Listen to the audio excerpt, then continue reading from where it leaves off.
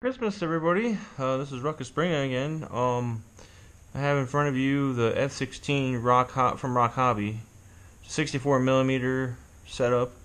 Normally it's just a 4-channel.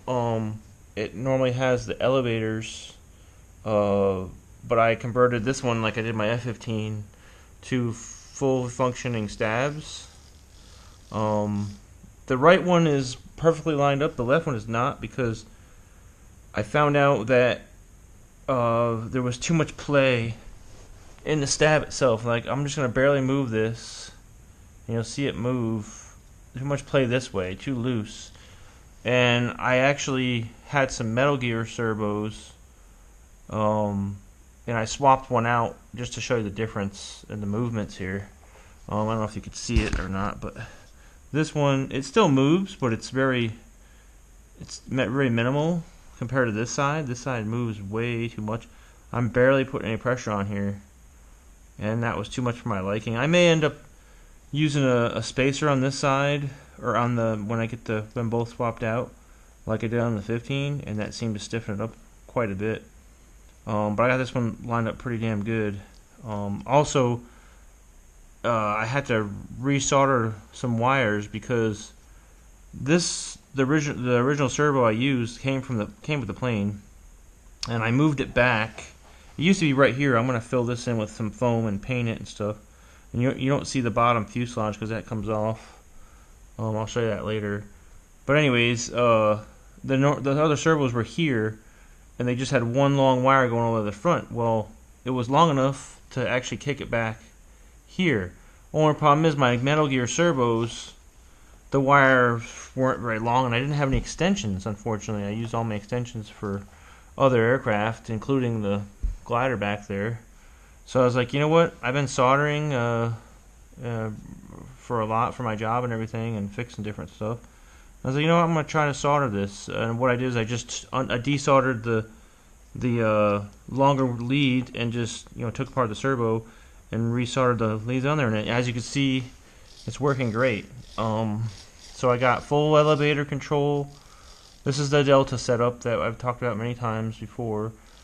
And then I got full aileron control. So elevator and aileron. So the left one's the aileron servo, and the right one's the elevator servo. And I just mixed them together on the Devo 10 radio like before. You've seen those videos before. And I also have the ailerons as well. I have my gear switch here. This is fixed gear, by the way. You have the gear switch here that actually turns on the wings or shuts them off. And also I have the flaps mixing. So got 2 positions of flaps. That's I believe that's 50% flaps, 100% flaps. And I got a 15 degree and a 25 degree, or actually not degree, I keep saying degree. 15% and 25% up elevator, which I can adjust that. That might be a little bit too much. But definitely, I've flown F-16s like this before. I flew the 70 millimeter thrust vectoring, and I can't remember the percentages. I set it up. It was a different radio. It was a Devo, not Devo. It was a Walkera 2001 Pro. I had the 8-channel one, and I can't remember what the settings were, but definitely you need that elevator compensation, especially with this aircraft. I don't know about other aircraft, but this one for sure. I guess because the CG's up in the front of the wing, pretty far up there, not quite mid-wing, but it's up in the front. And when those flaps come down, the nose tends to pitch down on her, so that's why I need that compensation here. Again, this isn't lined up yet. I'm going to fix that when I change it. I just wanted to show you the difference of them. And also, I changed, I love to change more than one or two things, that, if you know my channel by now. I also, this had a 3-channel, or excuse me, a 3-cell setup in here. It did have the 12 blades. Actually, it was 11 blade, and I counted it. They can't make up their mind whether they want to put 11 or 12, but it was FMS 11 blade, 3900 kV motor. And I know from experience that if you try to do a 4-cell with that high of a kV, you'll probably burn it out. ESC is the same, still 40 amp. I looked it up. This is actually from the F22 64 millimeter 4-cell version. So I don't know if the weight's probably a little bit different on this plane, probably a little bit lighter. But I said, you know what? Why not? I got that motor, threw it in there. I had to actually glue it in, which I've never done that before. I usually screw it in, but it had little tabs, and I couldn't swap over the motors from between FMS. This is actually a free wing in here. It's a free wing 64 millimeter. I believe it's a 3300 kV. 4-cell guy outrunner.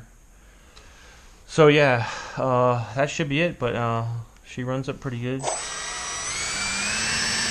Another thing I noticed too is when I was messing with this, it was vibrating really bad. As you can hear now, it's not too bad. Let me see if I can hold it here. Whoa. I mean, you can hear a little bit of vibration, not bad. But I actually rotated the fan a little bit, and I just kept playing around with the because at first I thought it was the cone in the front.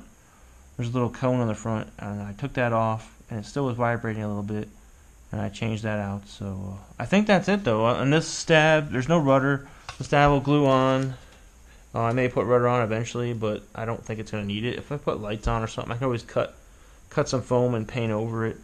But other than that, I hope to maiden it. If the weather's okay, I don't know. We'll see. But I actually picked this. This was the last one that they had. I think it was on. It might have been Motion RC. I believe it was. It was like 6 months ago. And I just hadn't flown. I was going to fly it vanilla, but then I decided, hey, why not? While it's down, I'm going to mod it up and do it correct and fly the way the F16 is supposed to fly. But alright, thanks for watching. And again, have a happy Merry Christmas. I hope everybody got what they wanted this morning. Well, later this morning. I'm still up from Christmas Eve, so I'll catch you guys later. Thanks.